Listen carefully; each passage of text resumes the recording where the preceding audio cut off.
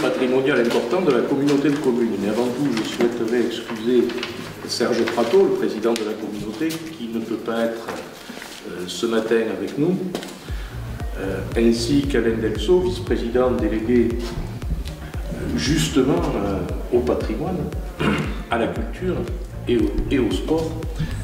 Mais aujourd'hui, on retiendra dans sa délégation le patrimoine et la culture. Ce lieu, pourquoi la communauté de communes? Ce territoire de la CCAPV a une histoire avec ses patrimoines et c'est pas un hasard si on se retrouve aujourd'hui à la minoterie. Ce territoire-là, à l'époque, au niveau du PIA 3B, avait déjà pensé sa valorisation, sa communication, son tourisme sur le thème des patrimoines.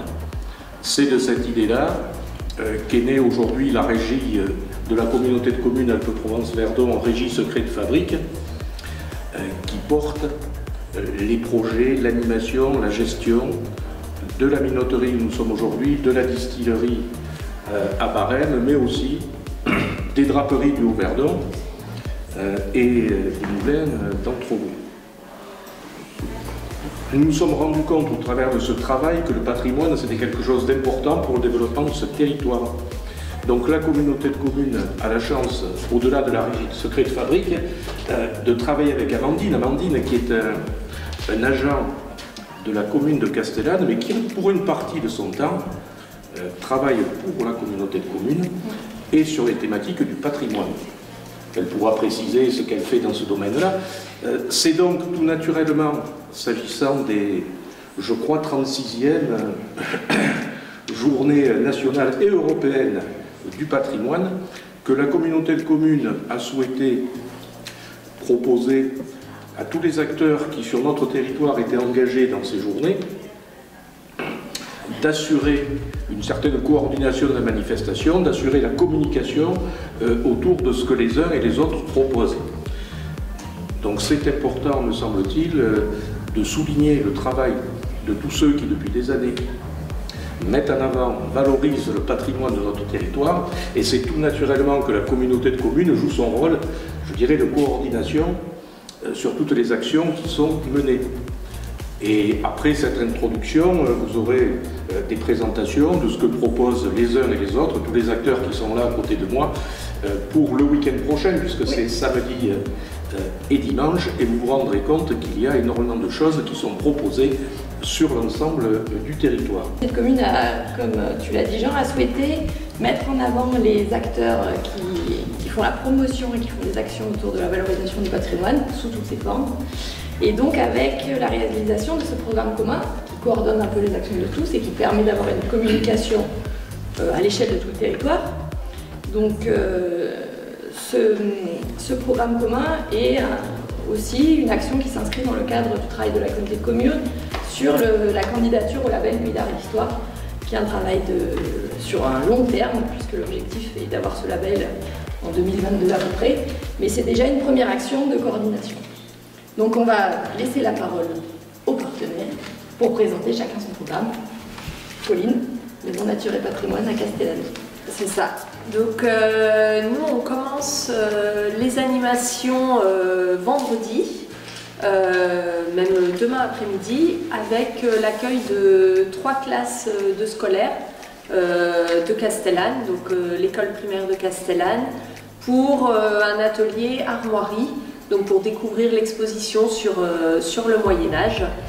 Et donc le travail de ces scolaires va ensuite être exposé à la Maison Nature et Patrimoine le vendredi soir, où il y aura à partir de 19 h une conférence justement sur les armoiries au Moyen-Âge.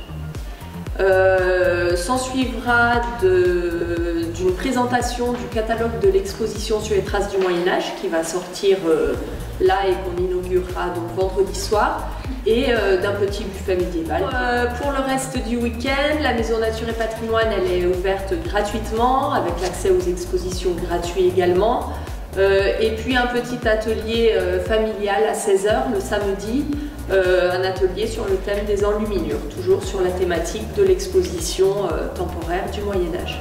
Nous, dans les 2 musées, le musée de la minoterie dans lequel vous vous trouvez, le musée de la distillerie de la Vente à Barème, Donc les 2 jours, gratuitement, on vous proposera des visites guidées de 10h à 18h avec une interruption entre 13h et 14h, mais les musées resteront ouverts.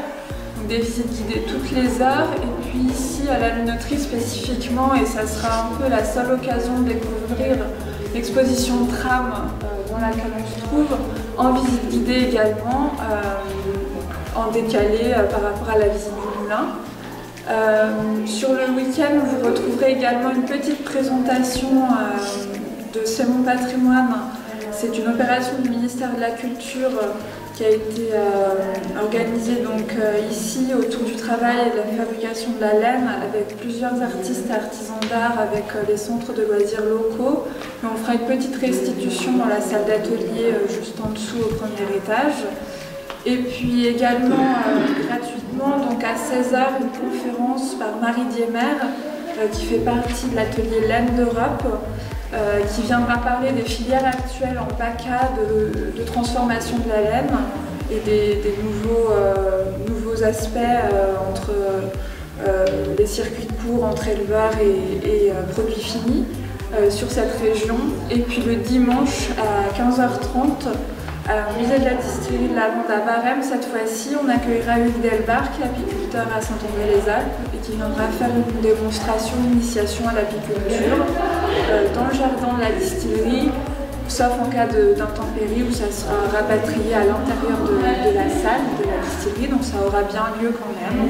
L'association Agriculture Floride Peresque renouvelle son festival de danse qui est mouvementé, ce sera la 7e édition, dimanche 22 septembre à Saint-Julien-du-Verdon. Donc ça s'inscrit pleinement dans les journées du patrimoine, du fait qu'on utilise la chapelle du 17e et puis la commune nous offre par les spectacles aussi des points de vue sur le paysage environnant. Donc c'est en partenariat avec la commune, le Pidanou, le comité des fêtes. Au niveau du programme, donc il y a 2 ateliers, un atelier de danse pour adultes, un atelier parents et enfants, donc en famille, parcours chorégraphique. Donc vraiment pour tous les publics, et puis 3 spectacles, notamment un de danse aérienne, un autre plutôt en rapport avec la nature, au sol, et enfin un autre sur le monument aux morts, devant le monument aux morts, pardon, qui s'appelle Jean Solo pour un monument aux morts. Voilà, et puis pour finir, un bal impro-musette pour fêter ces journées du patrimoine tous ensemble. Et je préciserai juste que si toutefois la pluie est avec nous, on fera avec, on a prévu des solutions de recours. Et donc il faut suivre tout ça sur notre site internet et Facebook, on vous informera. Voilà, donc nous, si vous voulez, c'était un programme qui était déjà fixé depuis le début de l'année, donc on a pris un peu le train en marche, parce que c'est le dernier concert du festival à Sarkany, qui s'étale du mois d'avril au mois de septembre. Et ça se trouve, chaque année, ça tombe pour les Journées européennes du patrimoine. Donc cette année, le thème convenait au programme que nous avons choisi, enfin, que les musiciens ont choisi. Donc ça va se passer dans la petite église de Norante, puisqu'on choisit chaque année des communes différentes pour ne pas donner les concerts toujours au même endroit. Donc c'est un festival qui se déplace tout au long de la vallée, ou qui commence à venir un peu dans la vallée du Verdon, puisqu'au départ c'était dans la vallée de l'Aft.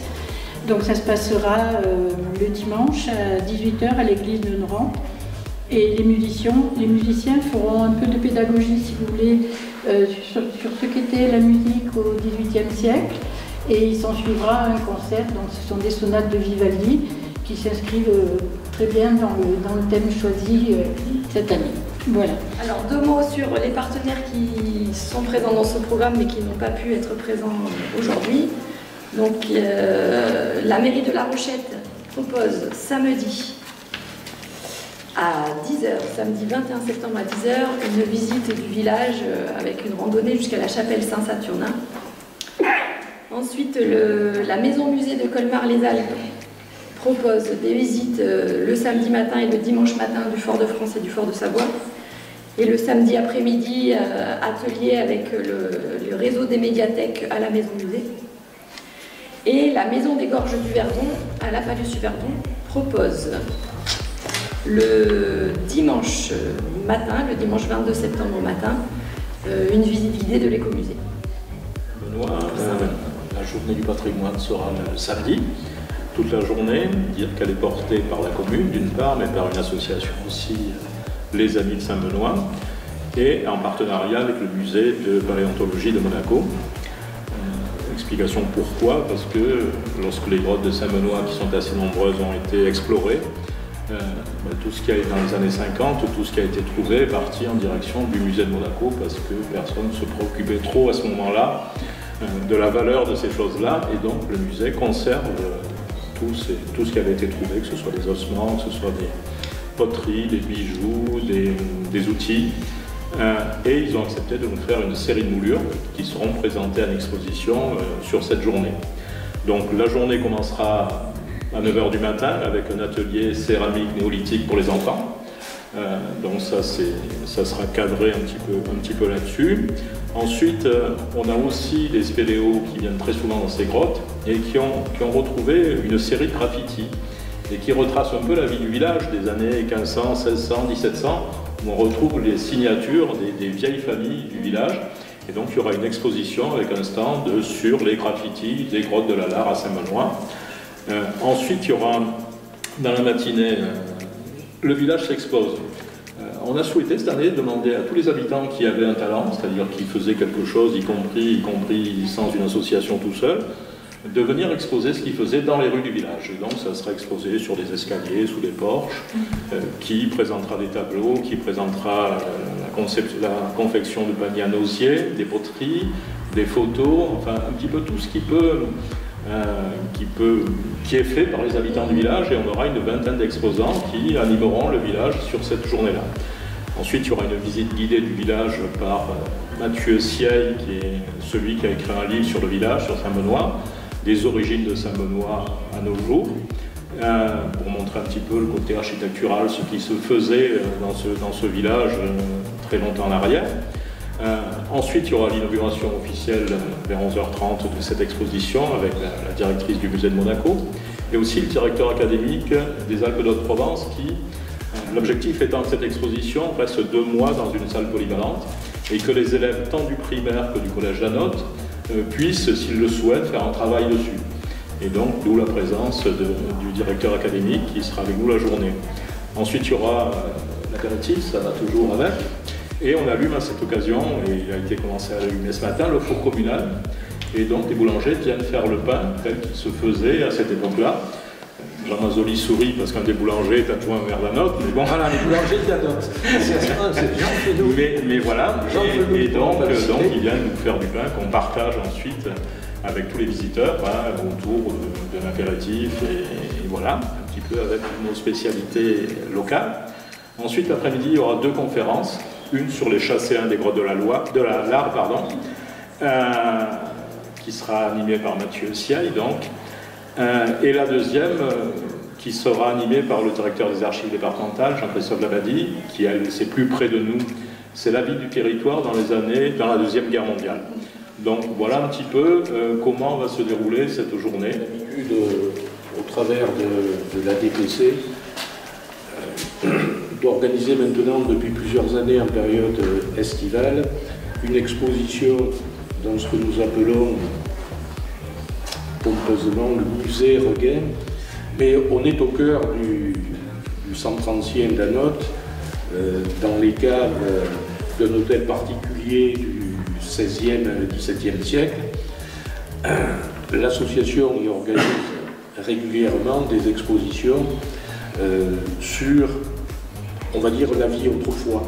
Alors cette année, c'était plus particulièrement Anotte à la belle époque, l'arrivée du train, les grands hôtels, la première fréquentation touristique sur un territoire comme celui d'Anotte, fréquentation venant avant tout de Nice.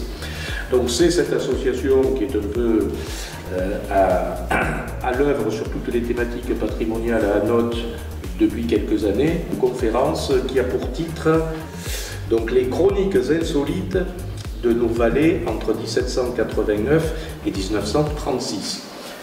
Quand on dit chroniques insolites, parce que ça fait l'objet d'un opuscule édité par l'association, ce sont des chroniques, donc des histoires vraies mais qui peuvent avoir un côté parfois comique, parfois tragique.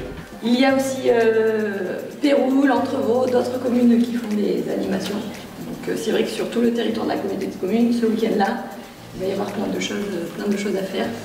Et on va laisser la parole pour finir à Nathalie pour l'Office du tourisme intercommunal. Voilà, donc nous on vient participer à la valorisation, à la promotion, à la diffusion de ces journées. Donc par les 6 bureaux d'information touristique, la diffusion des programmes via notre site internet où toutes les animations figurent aussi. Également sur les réseaux sociaux, des publications sont prévues. On édite aussi en parallèle un agenda à la quinzaine et là ensuite au mois à partir du mois d'octobre. Mais sur la quinzaine, toutes les animations sont présentes.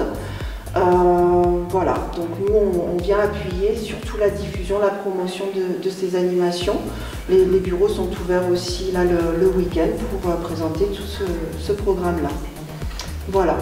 Donc on se rend compte sur cette thématique-là des patrimoines au sens large du terme, de la richesse de notre territoire, du nombre important d'acteurs locaux, qu'ils soient institutionnels, mairie, communauté de communes, régie de la communauté de communes, ou associatifs. Donc la participation des associations mérite, me semble-t-il, d'être soulignée, ce qui montre bien la dynamique du territoire. Et, entre guillemets, l'OTI fera son travail là-dessus, on fera le compte. Je suis persuadé que sur ce week-end des journées du patrimoine, on va avoir une fréquentation qui va être dopée et l'Office de tourisme intercommunal avec ses différents bureaux d'information touristique est un bon outil de mesure pour la fréquentation du territoire. Donc on ne peut que se féliciter de la richesse de notre territoire, de l'ensemble des acteurs et de la fréquentation pour notre territoire qu'occasionnent ces journées du patrimoine et plus généralement les politiques qui consistent à mettre en avant notre territoire au travers de la thématique de ces patrimoines.